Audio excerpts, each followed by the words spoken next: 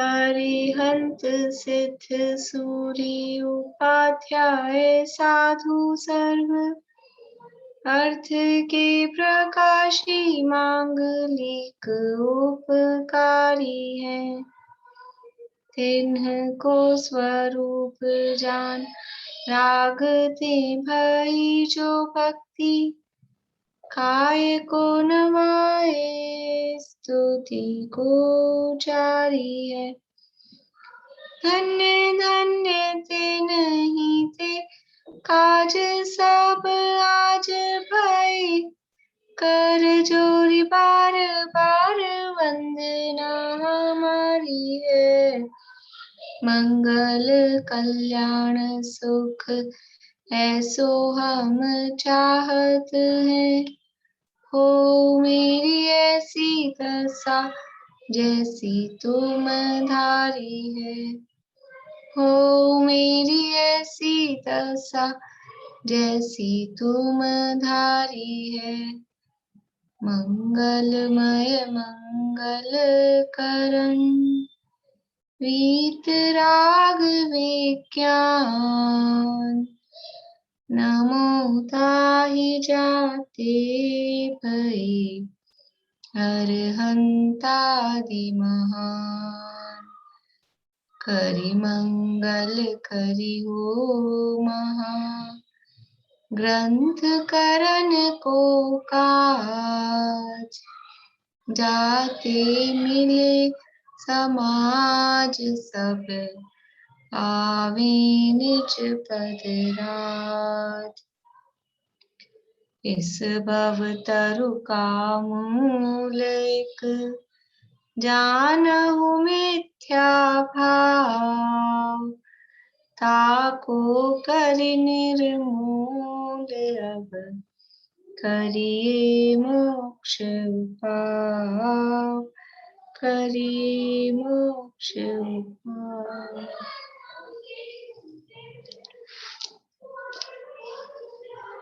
Question answers देख लें। Question number है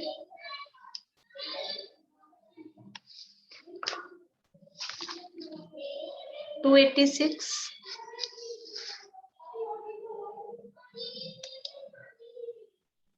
85 है, 84 तक ही कराए थे कल। 84 तक ही करे थे क्या? 285 न्याय व्याकरण का अभ्यास हमें ज्ञान क्यों नहीं है। पेज नंबर आएगा 236।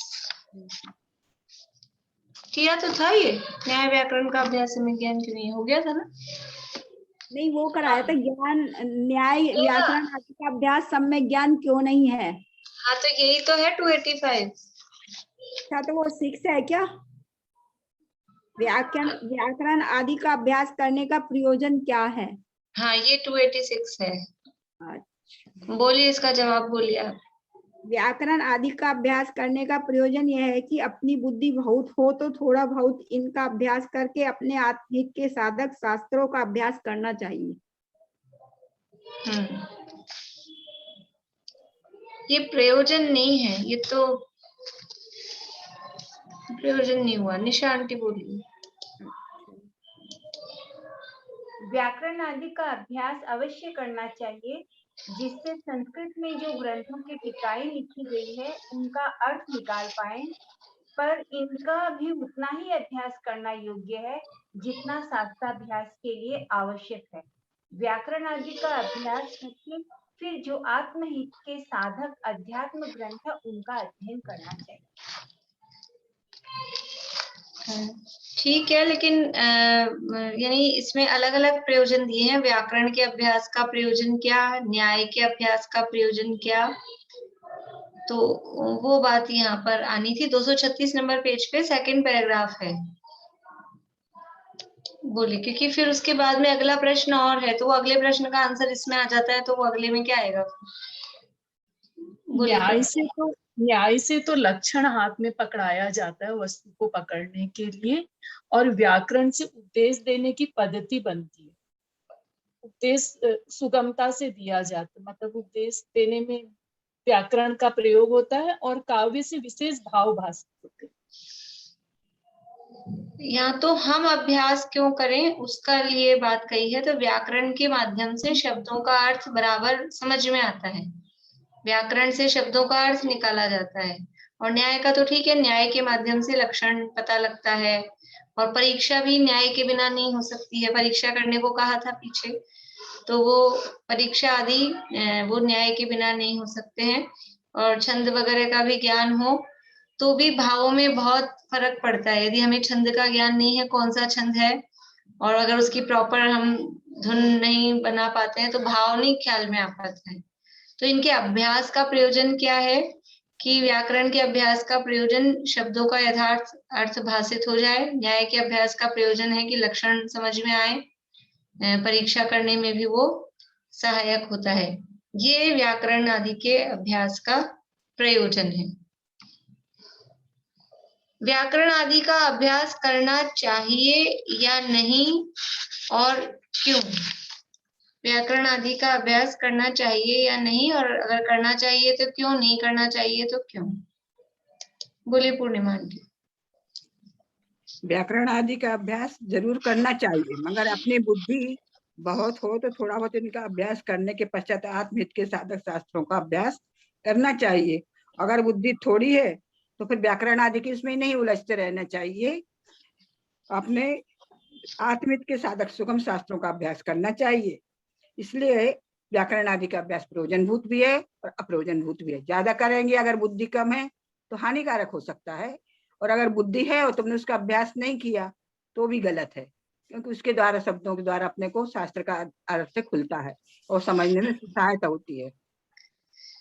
तो व्याकरण आदि का अभ्यास करना चाहिए या नहीं, कि करना चाहिए लेकिन उतना ही उसके माध्यम से बड़े ग्रंथों का अर्थ हमको ख्याल में आए, तो थोड़ा बहुत उतना जितना हमको अपने शास्त्र ज्ञान के लिए आवश्यक है उतना उनका अभ्यास करना चाहिए। लेकिन लोक में पांडित्य प्रकट करने के लिए ही खाली उसी का अभ्यास करते रहें तो उतना उसका अभ्यास करने की आवश्यकता नहीं है। केवल अपने आत्महित के साधक जो शास्त्र हैं उनका अभ्यास करने के लिए व्याकरण आदि का अभ्यास करना चाहिए। ऐसा नहीं हो कि व्याकरण आदि, ये नीचे लिखिए एक लाइन, कि व्याकरण आदि का अभ्यास करते करते ही आयु पूर्ण हो जाए और वो जिस लिए व्याकरण आदि का ज्ञान कर रहे थे वो काम हो ही नहीं पाए। इसलिए अपना काम चल जाए उतना सा उनको सीखना चाहिए। देखो कोई भी काम होते ना घर गृहस्थी में भी, हमको छोटी मोटी चीजें ठीक करना आना चाहिए कि नहीं। कभी नल टपक रहा है कि कभी ऐसी छोटी मोटी कोई प्रॉब्लम है तो कि थोड़ी बहुत सीख लेनी चाहिए कि अपने घर में जगह से कोई भी छोटा मोटा काम हो, मान लो ट्यूबलाइट है वो जल नहीं रही है तो वो स्टार्टर घुमाना है। अब इतना भी नहीं हो तो एक काम के लिए एक तो पराधीनता हो जाए, और बस इतना सीख लो अपने घर का काम चल जाए। अब अच्छा ये सीखना चाहिए तो फिर हम पूरा यही काम सीख लें, तो ये काम सीख के फिर दूसरों के घर में जाके मजदूरी करनी है। तो व्याकरण आदि का भी अधिक ज्ञान कौन करेगा, मतलब वही सीखता रहे कि दूसरों को पढ़ाना है, नौकरी धंधा करना है, पांडित्य प्रकट करना है तो करेगा, वरना अपना काम चलाने के लिए इतना सा काम हम लोगों को आता है। अपना काम चलाने लायक थोड़ा बहुत काम अपने घर गृहस्थी के वो हमको आते हैं, हम सीखते हैं, हम कर लेते हैं देख के। कैसे भी हम भोजन में भी जो कुछ भी बनाते हैं किचन में, वो भी अपना काम चलाने के लिए। हमने कोई भी डिश बनाई तो हम हलवाई की दुकान खोल के थोड़ी ना बैठते हैं, अपना काम चलाने के लिए उतना करते हैं। तो यहाँ भी उतना सीखना कि जिससे अपना जो प्रयोजन, उद्देश्य नहीं भूल जाना, प्रयोजन क्या है वो नहीं भूल जाना। तो व्याकरण आदि का अभ्यास करना चाहिए या नहीं, कि करना चाहिए लेकिन उतना ही जितना अपने आत्महित के साधक शास्त्रों का अभ्यास करने में आवश्यक हो।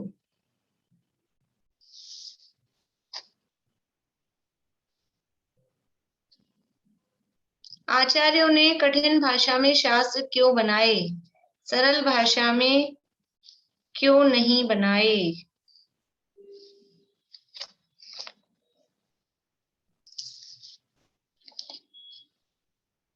बोलिए प्रमिला। आचार्यों को भाषा के पांडित्य का प्रयोजन नहीं था। महान व्यक्तियों की भाषा शुद्ध शब्द रूप होती है, वे हल्की भाषा का प्रयोग नहीं करते, इसलिए उन्होंने शास्त्र शुद्ध शब्द रूप प्राकृत और संस्कृत में ही लिखे हैं। दूसरा, बोलचाल की बिगड़ी भाषा में न लिखकर शुद्ध भाषा में लिखने का प्रयोजन यह महान ग्रंथ हर देश और हर काल में पढ़े जाएंगे, जिससे इनका एक सा अर्थ और एक सा भाव भाषित हो।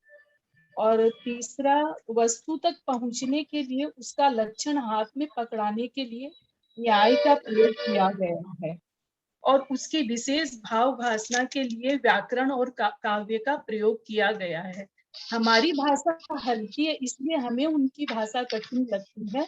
उन्होंने तो शुद्ध और अपने पद के योग्य भाषा लिखी। ठीक है, बढ़िया, अच्छा। पंडित टोडरमल जी ने सरल भाषा में ग्रंथ क्यों रचा? जब आचार्यों ने कठिन भाषा में रचा है, तो पंडित टोडरमल जी ने सरल भाषा में ग्रंथ क्यों रचा? बोले पारुल। पंडित टोडरमल जी ने सरल भाषा में ग्रंथ उन जीवों के लिए लिखा जो जीव व्याकरण आदि का अभ्यास नहीं कर सकते और उन्हें ग्रंथ का अभ्यास करना है, क्योंकि वे जानते थे कि काल दोष के कारण जीवों की मंद बुद्धि होगी और जीवों का जितना ज्ञान होगा वे उतना ही पढ़ पाएंगे। ठीक है, बढ़िया, क्योंकि काल दोष है, जीवों की बुद्धि मंद है, इसलिए। एक और ले लें। इस प्रकरण में धर्मात्मा कौन और अधर्मात्मा कौन है?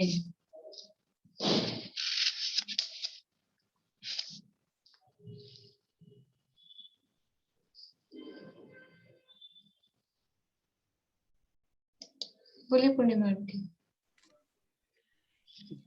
जीव शब्दों द्वारा नाना युक्तियों से अर्थ करने के लिए ही व्याकरण का अवगाहन करते हैं, बाधादि करके महांत होने के लिए न्याय का अवगाहन करते हैं, और चतुराई प्रकट करने के लिए काव्य का अवगाहन करते हैं। इत्यादि लौकिक प्रयोजन सहित इनका अभ्यास करते हुए धर्मात्मा नहीं है, और जितना बन सके उतना थोड़ा बहुत अभ्यास करके आत्महित के लिए जो तत्वादि का निर्णय करते हैं, वे ही धर्मात्मा पंडित जानना चाहिए। बढ़िया। देखिए, जो प्रश्न था ना 286 नंबर 286 वाला, व्याकरण आदि का अभ्यास करने का प्रयोजन क्या है, तो इसमें वो जो सुनीता आंटी ने बोला था वो भी ठीक था, वो भी आएगा कि मतलब उनका प्रयोजन तो इतना है। और फिर जो बाद में मतलब व्याकरण के अभ्यास का प्रयोजन है शब्दों का अर्थ खुले, न्याय के अभ्यास का प्रयोजन है लक्षण आदि परीक्षा आदि बराबर हो, वो दोनों बातें इसमें आएगी। व्याकरण आदि का अभ्यास करने का प्रयोजन, तो प्रयोजन तो ये है कि हम अपने आत्महित के साधक शास्त्रों का अभ्यास करें, ये प्रयोजन है।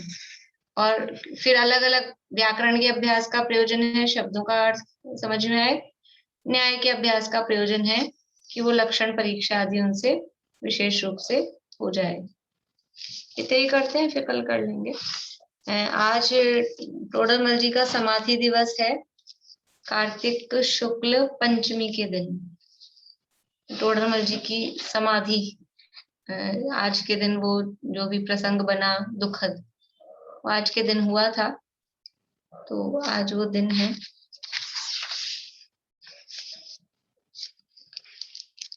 अभी स्मारक में सभा है 8 सवा 8 बजे से, जिन लोगों को सुनना हो देख सकते हैं, मैंने भेजा है। अच्छा, एक बात और मैं पूछ रही थी, ऑफलाइन रखनी है क्या क्लास? नहीं, वो तो ऑनलाइन तो चलाएंगे ही, लेकिन जो लोग हैं वो लोग आएंगे क्या? कौन कौन आएंगे? आभा आंटी, पूर्णिमा आंटी, सुनीता आंटी। जयपुर में हो, भरतपुर में हो आप? कल जाएंगे भरतपुर। तो भरतपुर चले जाओगे। और कौन है? तो आएंगे। बेला अभी आ नहीं रहे। चलो फिर ऑनलाइन ही चलने दो, ठीक है। बाकी तो सब दूर वाले हैं, वो तो आएंगे नहीं वैसे ही। चलिए, अपनी चर्चा चल रही थी यहाँ पर पेज नंबर 240, 7वां अधिकार व्यवहाराभासी का प्रकरण है। धर्म बुद्धि से धर्म धारक व्यवहाराभासी, धर्म करता है, धर्म बुद्धि से करता है, लेकिन फिर भी मिथ्या दृष्टि रहता है। मिथ्या दृष्टि क्यों बना रहता है, क्या उसके भूल रहती है,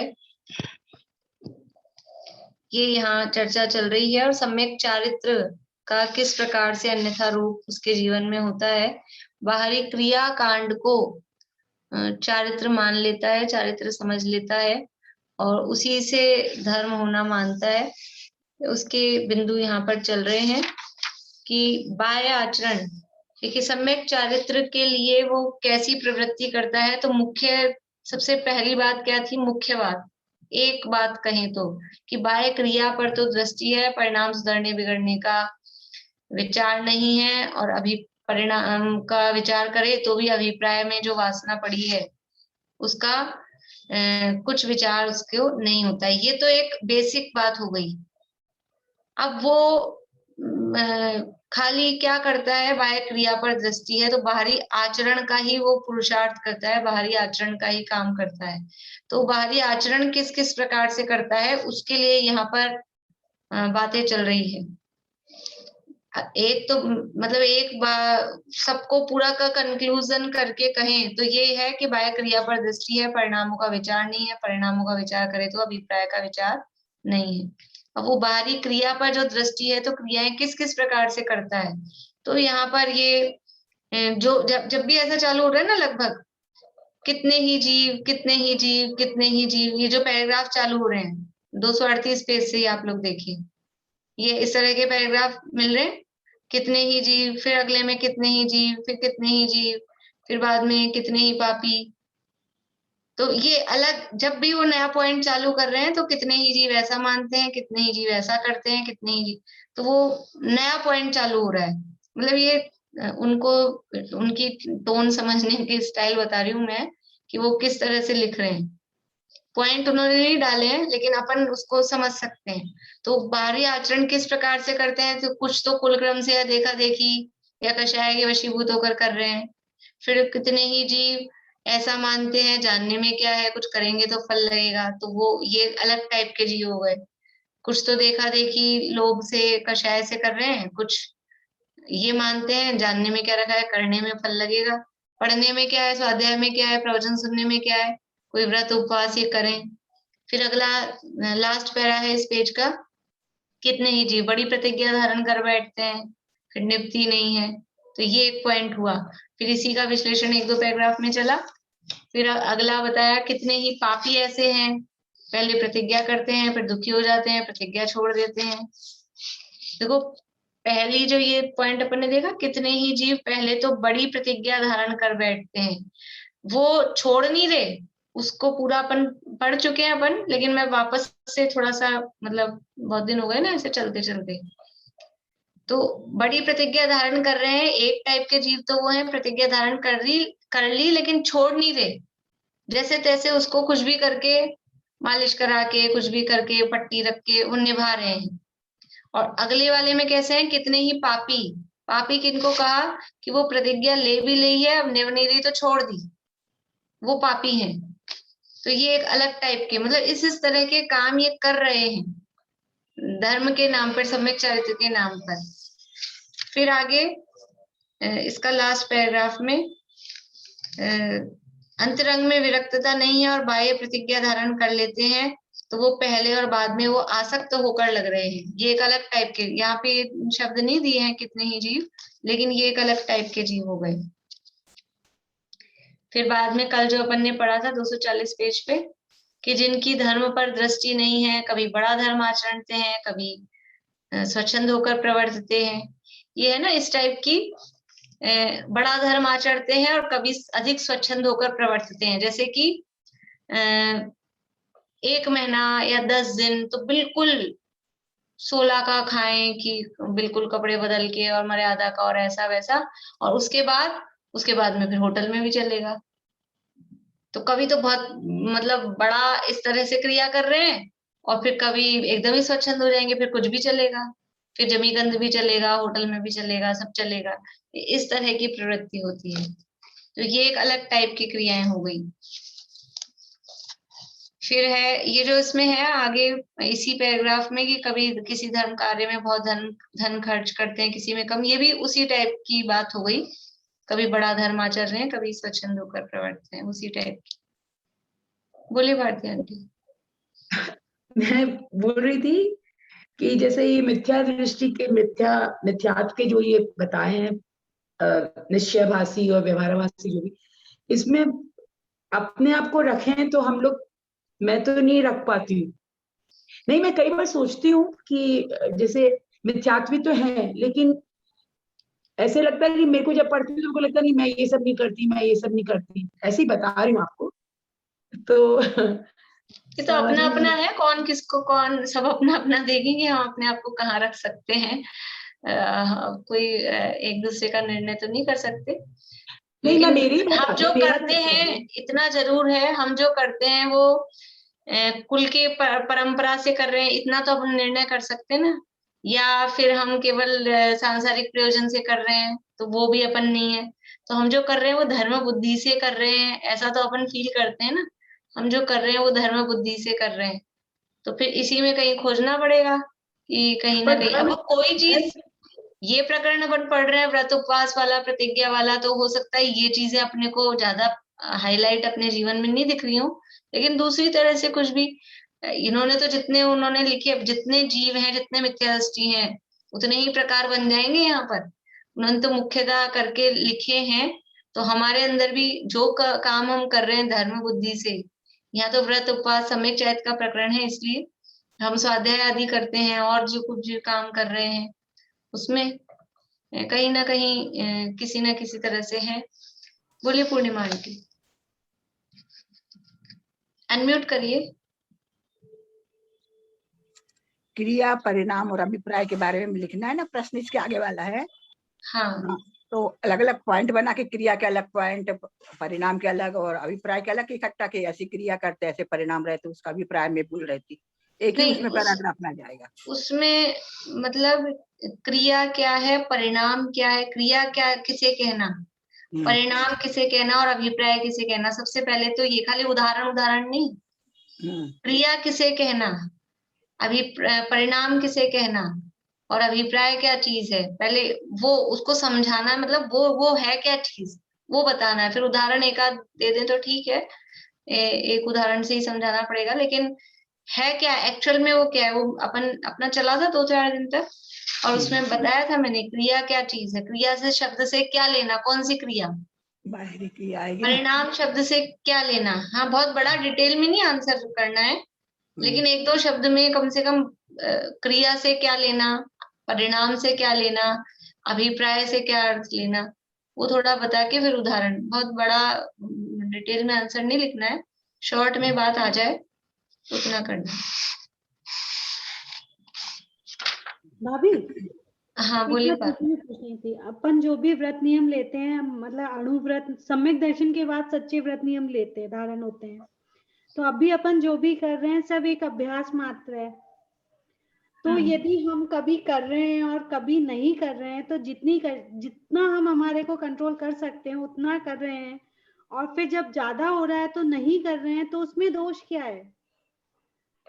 दोष नहीं है, लेकिन आपने अगर अभी इस भूमिका में भी कोई नियम लिया है, प्रतिज्ञा ली है, मतलब किसी चीज को निभाने की प्रतिज्ञा जितने भी टाइम जीवन भर के लिए लिया है या जितने टाइम के लिए लिया है, तो फिर उसको तो ऐसा थोड़ी ना फिर कभी कर रहे हैं कभी नहीं, या बिना नियम के बिना प्रतिज्ञा के लिया है, तब तो वो कोई अभ्यास भी नहीं। अभ्यास कब होगा कि हम नियम में बंध कर फिर अपने आप को चेक करें। बिना नियम में बंधे तो निभ गया, जब तक निभ रहा है नहीं तो फिर तो है ही नहीं, तो वो तो अभ्यास भी कहाँ हुआ।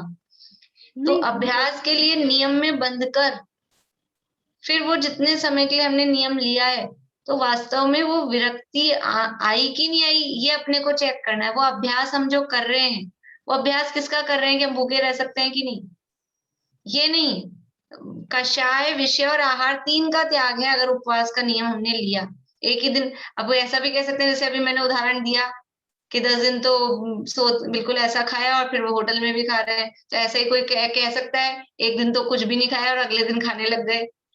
तो उसमें वो तो इसमें भी कह सकते हैं ना लेकिन जिस दिन नहीं खाया उस दिन कषायों का, विषयों का ये साथ में त्याग, और बाद में भी वो एक यानी भोजन के प्रति आसक्ति का परिणाम नहीं।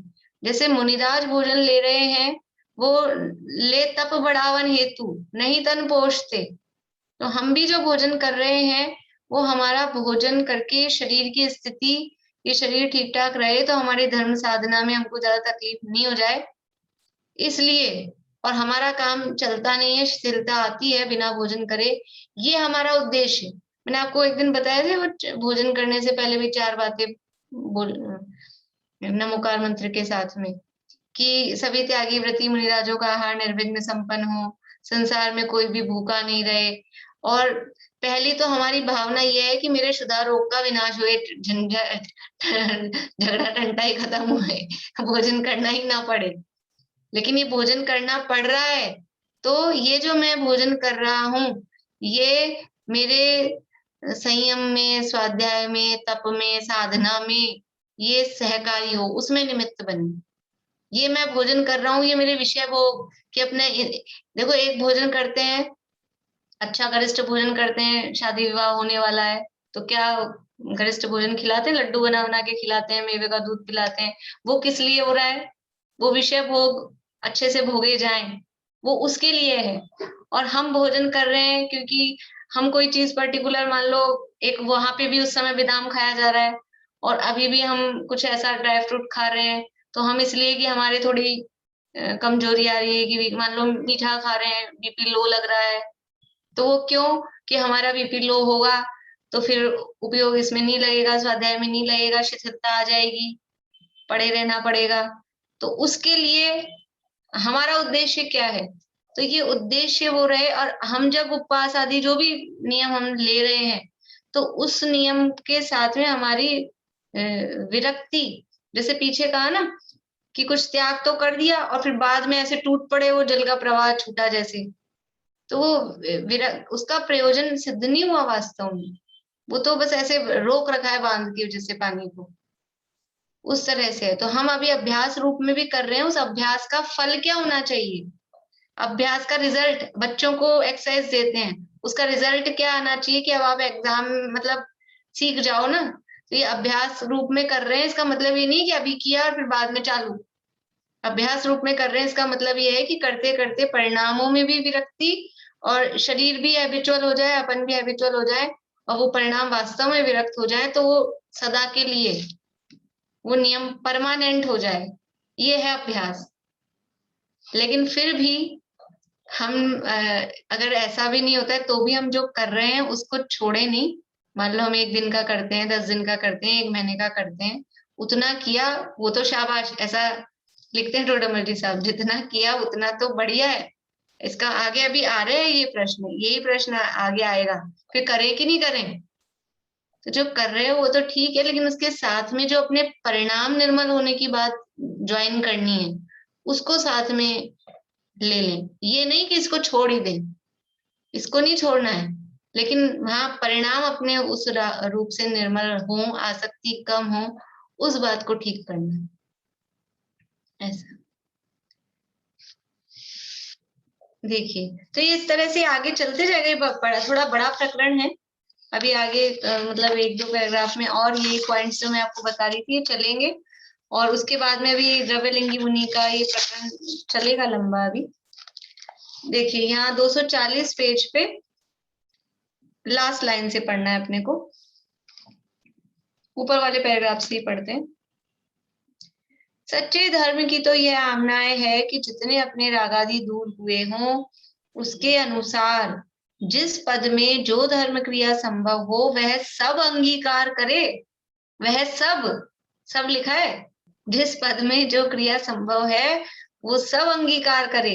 हम गृहस्थ रह के क्या क्या कर सकते हैं, गृहस्थी में क्या क्या हो सकता है, वो सब अंगीकार करे। गृहस्थी में सब हो सकता है जितना गृहस्थ के योग्य है। यदि अल्प रागादि मिटे हों तो निचले पद में ही प्रवर्तन करे, परंतु उच्च पद धारण करके नीची क्रिया न करे। अल्प रागादि मिटे हों यानी आपके रागादि एक कषाय चौकड़ी के अभाव ही जितना हुआ है, एक कषाय चौकड़ी के अभाव जितने रागादि मिटे हैं, तो आप अविरत ही रहो। आप यानी आपकी कषाएं तो पूरी पड़ी है, मिथ्यात्व भी नहीं गया, अनंतानुबंधी भी नहीं गई, और आपने पद धारण कर लिया 2 कषाय चौकड़ी के अभाव पूर्वक की 3 कषाय चौकड़ी के अभाव पूर्वक, वो निभेगा नहीं। उस दिन कहा था ना, वो बेल बराबर नहीं आएगा। वो सिलाई का उदाहरण दिया था, तो बराबर नहीं आएगा, दोनों लेवल बराबर नहीं है। अंदर में वीतरागता और बाहर की क्रिया, ये दोनों चीज यदि बराबर नहीं है तो खींचतान करनी पड़ेगी, खींच खींच के उसको बराबर मिलाना पड़ेगा। और कभी कभी ऐसा होता है, वो कपड़ा अगर कमजोर हो जाता, खींच दिया फट गया तो बिगड़ गया आपका, सारा ही बर्बाद हो गया। तो ये तो वहां तो कभी कभार होगा, कपड़े में तो खींच खाच के अपन कर देते हैं बराबर, लेकिन यहाँ तो फटना ही है, यहाँ बिगड़ता ही है। वो या तो अपनी भूमिका को, अगर वो व्रतादि धारण कर लिए हैं तो अपनी भूमिका को उच्च बनाना, यदि नहीं मतलब वही योग्य है, क्योंकि जो व्रत ले लिए, जो नियम ले लिए, उनको छोड़ने का उपदेश तो दिया नहीं है। आप अपनी भूमिका को उतना बराबर उसके लेवल का बना लो।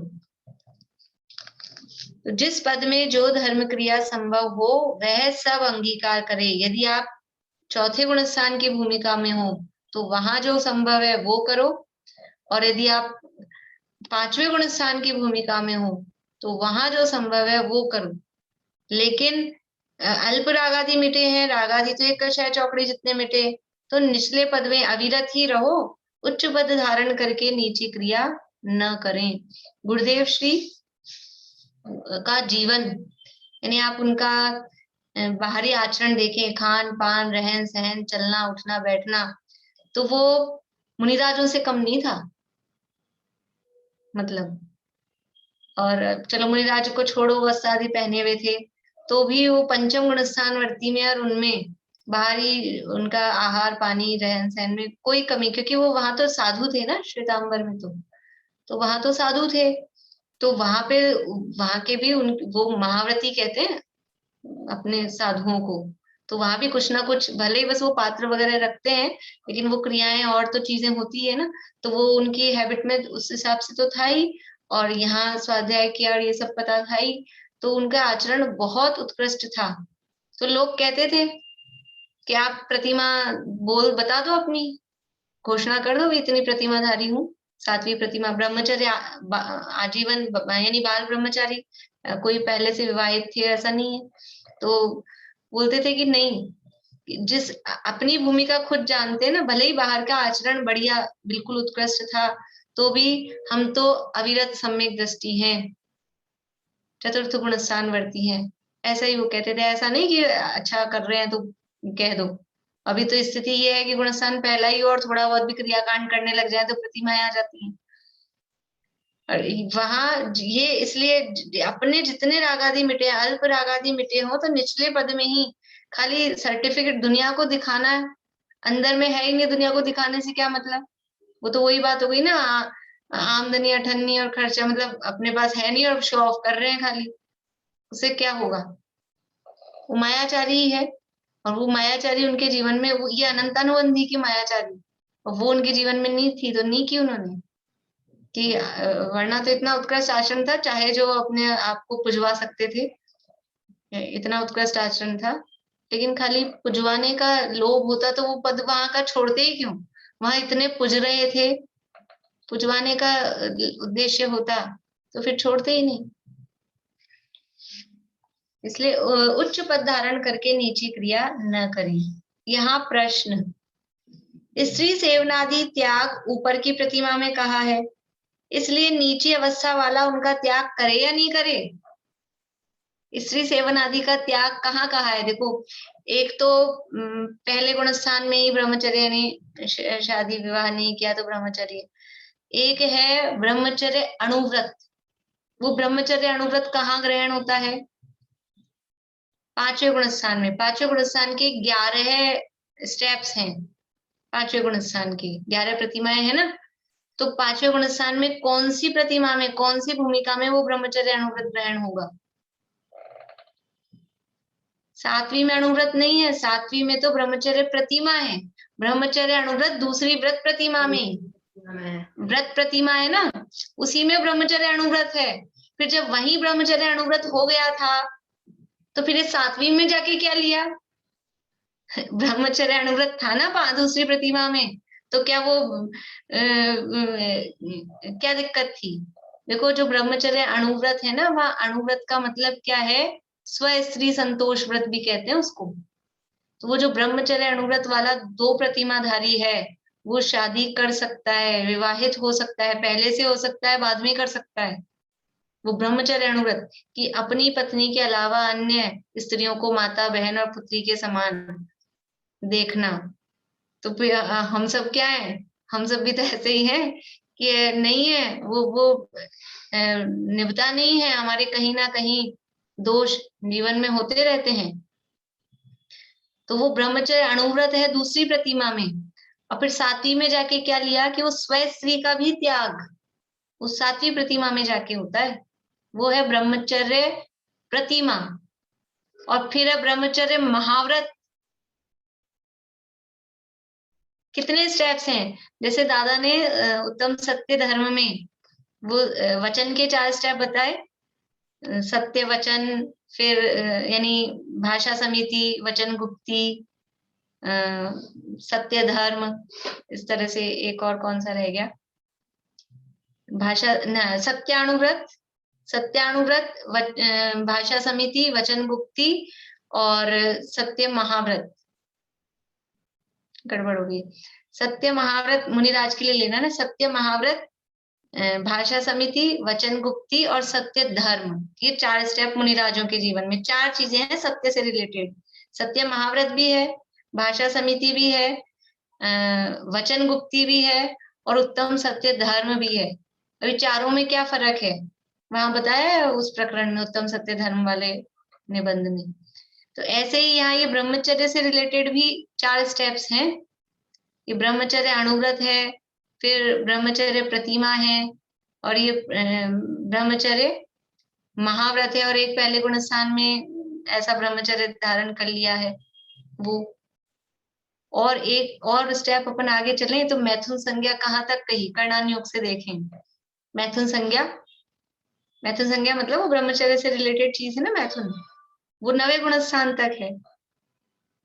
ब्रह्मचर्य महाव्रत के धारी 6ठे 7वें गुणस्थान वर्ती मुनिराज ही हैं, और 9वें गुणस्थान तक मैथुन संज्ञा है।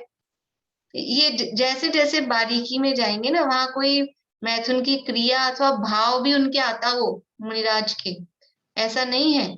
लेकिन क्योंकि वो उसका उदय, वेद का उदय, कर्म का उदय, उसके अनुभाग बहुत हल्के होते हैं, लेकिन उदय क्योंकि वहां 9वें गुणस्थान तक है, इसलिए वहां तक मैथुन संज्ञा कही गई है। तो ये यहाँ प्रश्न है कि स्त्री सेवन आदि का त्याग तो ऊपर की प्रतिमा में कहा है, मतलब 7वीं प्रतिमा में कहा है, फिर निचली अवस्था वाला वो ब्रह्मचर्य ले कि नहीं ले, उनका त्याग करे कि नहीं करे? समाधान 241 241 पेज पे, निचली अवस्था वाला उनका सर्वथा त्याग नहीं कर सकता, कोई दोष लगता है।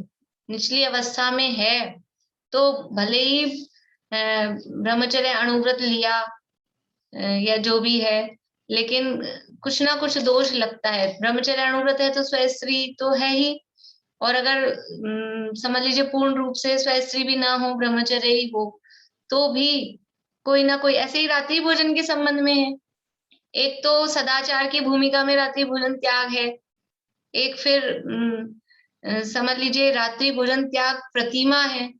क्या फर्क है?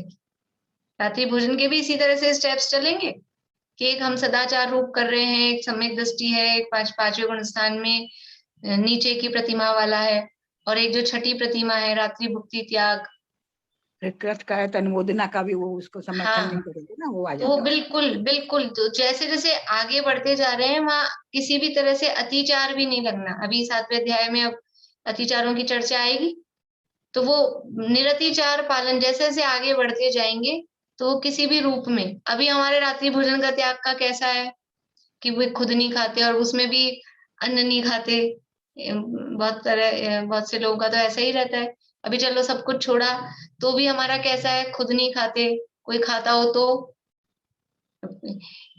चलो हम अपने हाथ से भी नहीं परोसते, तो फिर किसी को कह देते हैं।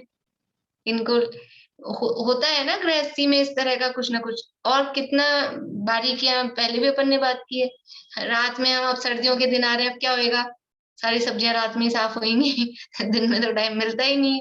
रात में सब्जी सुधार के रख रहे हैं, क्या है ये? तो मतलब ये तो अविवेक मंदिर के कामों में भी होता है।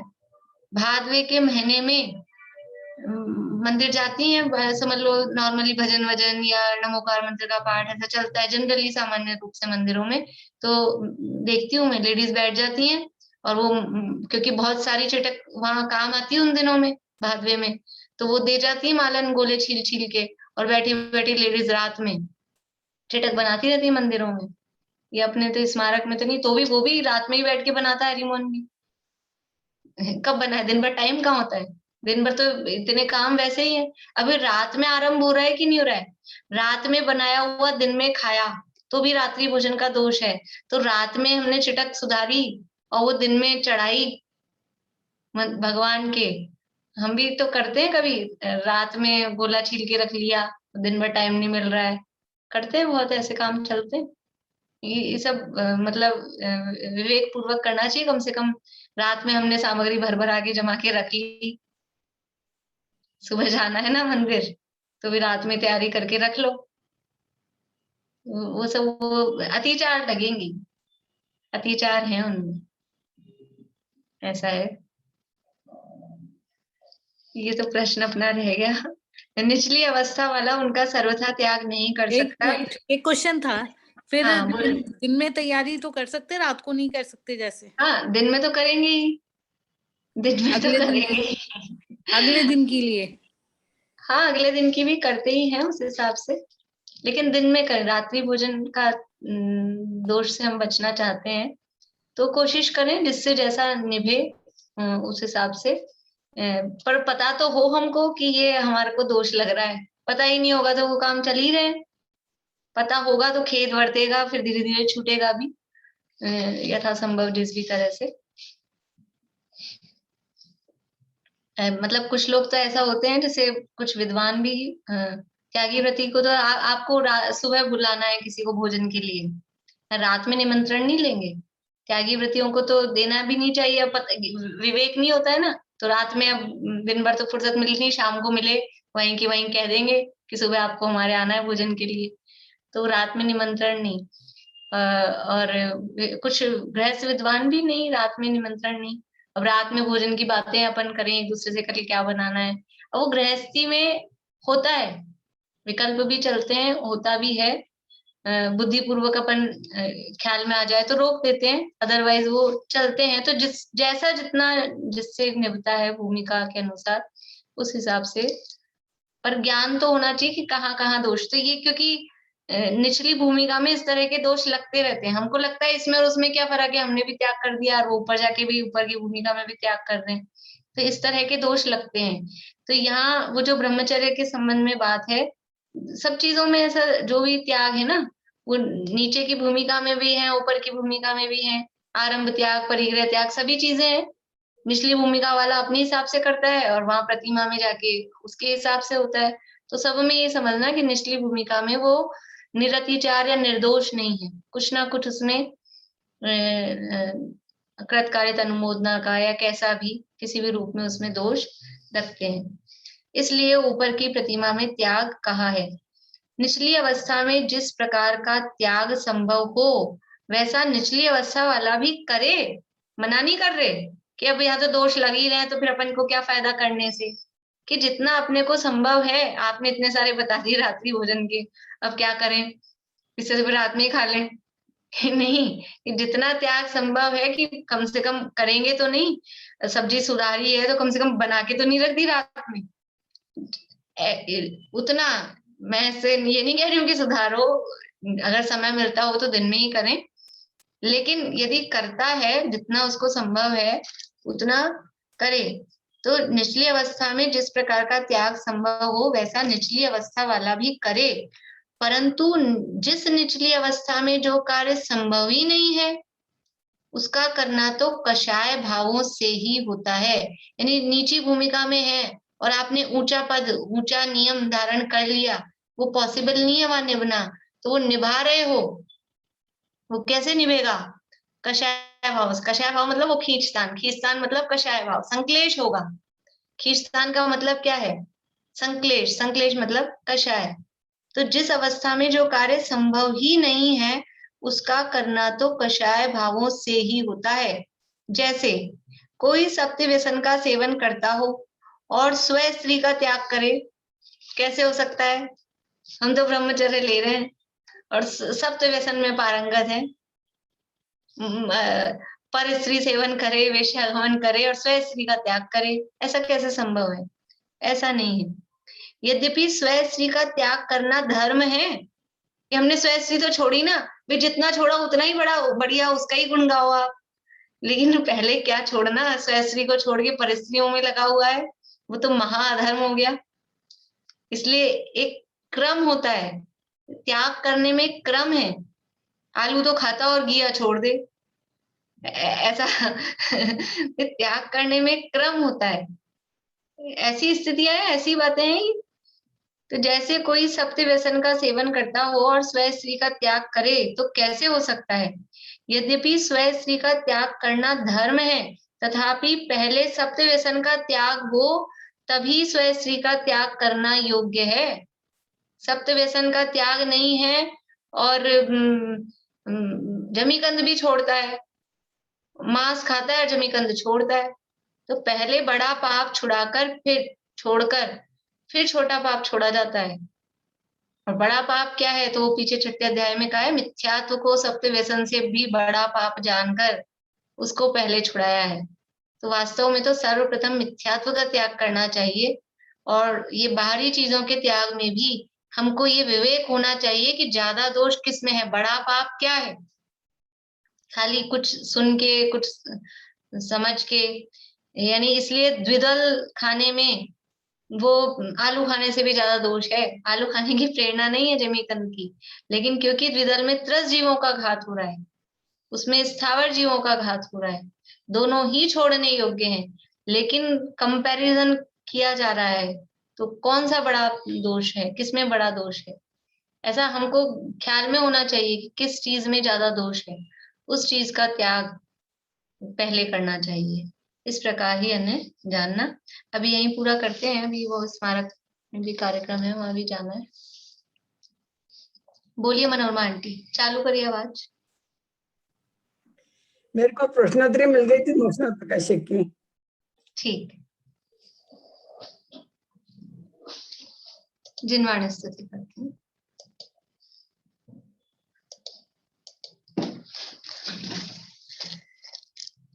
आसन बिना आसन जमांगिर नार पर घन श्याम तन सदबोध पाया आपने जग को बताया नेमि जिन स्वाधीन है प्रत्येक जन स्वाधीन है प्रत्येक कण पर द्रव्य से है पृथक पर हर द्रव्य अपने में मगन।